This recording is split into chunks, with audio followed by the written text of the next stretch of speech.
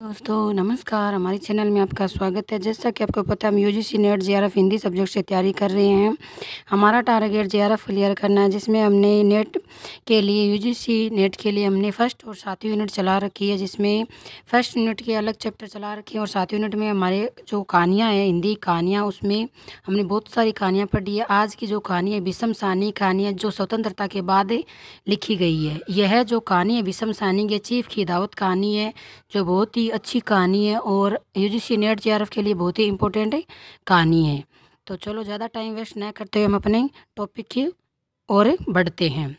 तो भीष्म साहनी की कहानी है चीफ की दावत। भीष्म साहनी के बारे में थोड़ा सा पढ़ लेते हैं। भीष्म साहनी एक प्रगतिशील कथाकार है। प्रगतिशील यानी लगातार, जैसी परिस्थिति वैसी रचना। उन्होंने कहानियों के साथ ही उपन्यासों और नाटकों की भी रचना की है। उनके द्वारा रचित कहानी चीफ की दावत में मध्य वर्गीय समाज, उसके परिवेश और मानसिकता को वास्तविक के साथ अभिव्यक्त किया गया है। तो पूछ सकते हैं यूजीसी नेट जेआरएफ में कि चीफ की दावत का उद्देश्य क्या है लेखक की रचना करने के पीछे। तो मध्य वर्गीय समाज, उसके परिवेश और मानसिकता को वास्तविकता के साथ करने का इसका प्रमुख उद्देश्य रहा है। अब इस कहानी में जो प्रमुख पात्र है, तो हम पात्र को पढ़ लेते हैं। तो चलो पात्र की ओर बढ़ते हैं।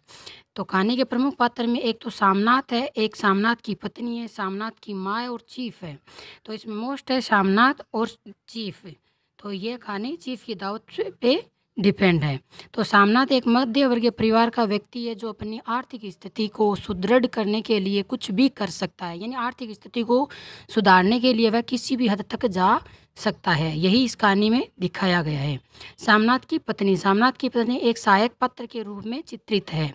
सामनाथ की माँ एक बूढ़ी स्त्री है, जो वात्सल्य यानी पुत्र के प्रति जो प्रेम होता है उसको वात्सल्य कहते हैं। तो वात्सल्य की प्रतिमूर्ति है।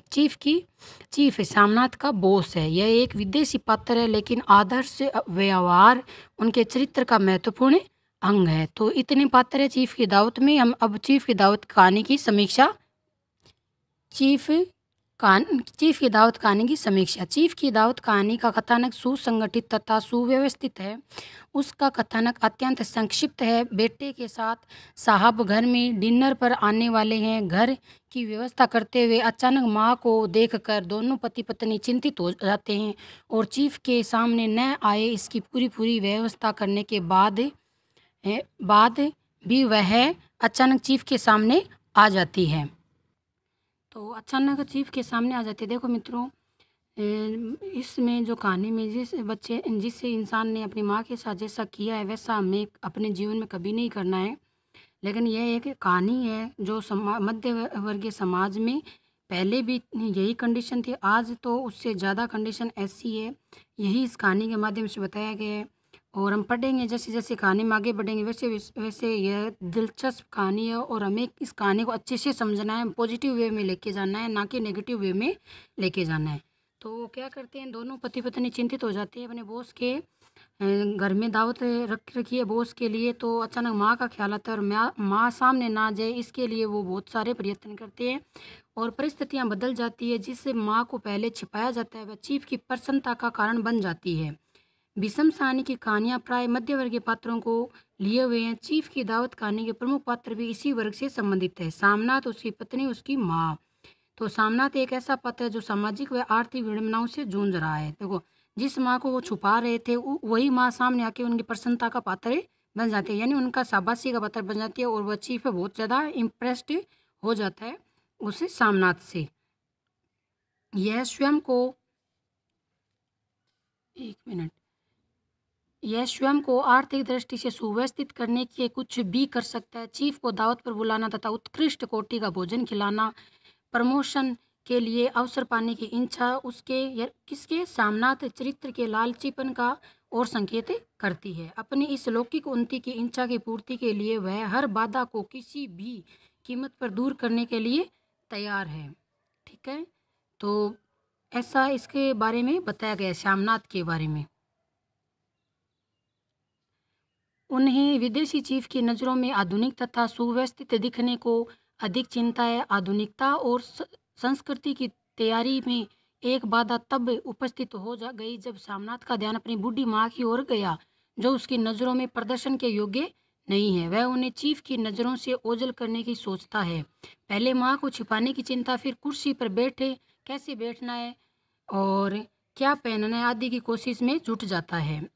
तो ये कहानी आगे इस प्रकार बढ़ सामनाथ की एक चारित्रिक विशेषता अपनी झूठी पसंद संपन्नता के प्रदर्शन की भी है। आधुनिक और सुसंस्कृति के प्रदर्शन की भांति वह अपनी समृद्धि का भी प्रदर्शन करना चाहता है।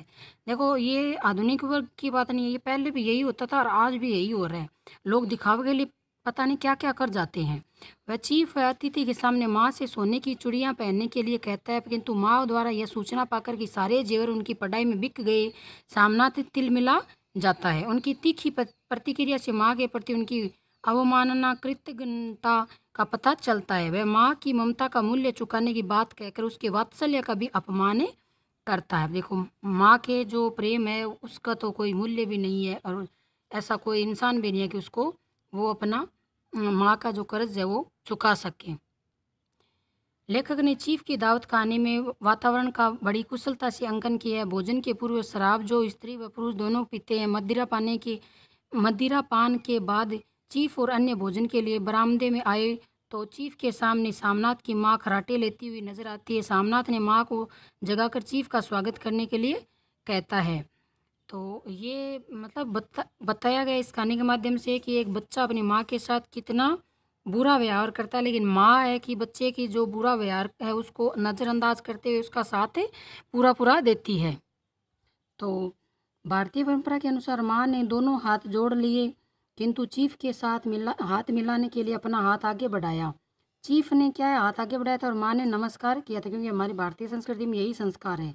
सामनाथ ने माँ को आदेश दिया कि साहब से हाथ मिलाए। इतना ही नहीं, चीफ की इच्छानुसार सामनाथ ने माँ से गाने की फरमाइश भी की, किंतु मना करते हुए भी उन्हें एक पंजाबी लोकगीत गाना पड़ा। माँ की स्थिति तब और भी निरुग्ध हो गई जब उससे बेटे ने आदेश देते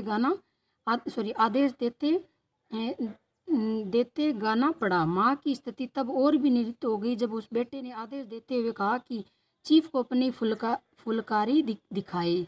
यहाँ सामनाथ की चिंता केवल साहब को खुश करने की थी। अब देखो, माँ को इस प्रकार जैसे धमका रहा है, इस प्रकार बातें करता है। आगे देखो, साहब की खुशी पर उसने अपनी बूढ़ी माँ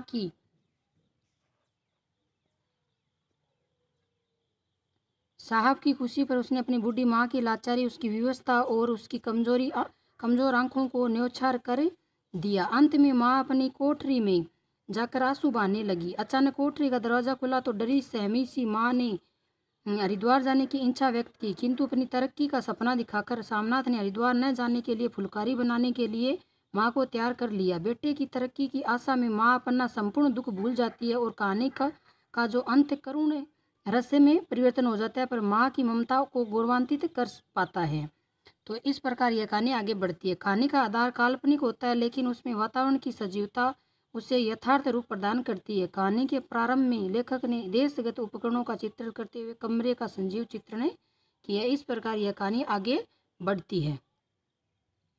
चीफ की दावत कहानी में भाषा सहज, सरल और अद्वितीय गहनता के लिए वे यानी चीफ की दावत की जो कहानी है इसकी विशेषता बताइए कि किस प्रकार उसमें भाषा थी, किस प्रकार इसमें गहनता है, क्या क्या इसमें भाव मतलब क्या क्या इसके परिवेश है। तो शब्दों की व्यावहारिकता और भावुकता तो है ही, साथ लाक्षणिकता भी इस कहानी में देखने को मिलती है। लेखक ने प्राय बोलचाल में प्रयुक्त होने वाले अंग्रेजी तथा पंजाबी भाषा के उन सभी शब्दों को यथोचित रूप में अपनाया। मतलब इस कहानी में पता चलता है कि पंजाब के आसपास क्षेत्र की कहानी है, जो प्राय मध्यवर्गीय हिंदी भाषी जनता में प्रचलित है। सरल, सुबोध व स्वाभाविक वाक्य कहानी की प्रेषणीयता में सहायक सिद्ध हुए। कहने मतलब ये सहज कहानी है, कोई भी पढ़ लेता है तो उसको समझ में आसानी से आ सकती है। ज़्यादा इसमें मतलब निचोड़ नहीं है, शब्द एकदम सरल है। उसमें आगे देखो,